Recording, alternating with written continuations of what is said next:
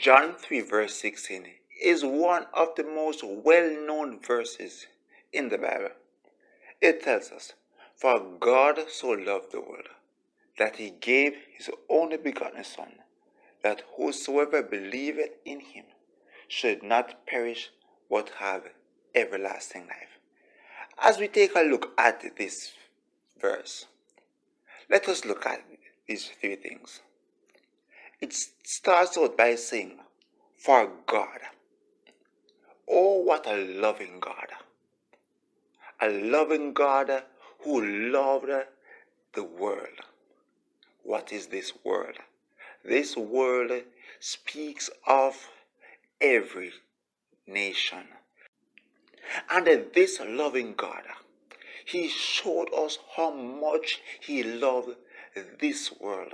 He showed us how much he loved the nations of this world by sending his only son, Jesus Christ, to take the penalty for man. And it is this same person, Jesus Christ, that the verse continues to tell us that whosoever believeth in him should not perish but have everlasting life. The world, Jesus Christ, the loving God. Let us remember that the sacrifice that Jesus Christ paid is valid for anywhere they are in the world. The sacrifice made by Jesus Christ is not only sufficient for persons living in Jamaica. The sacrifice that Jesus Christ paid is not only sufficient for persons who are living in the United States. It's not only sufficient for persons who are living in Palestine, in Israel, but it is also sufficient for everywhere in this world, every country in this world.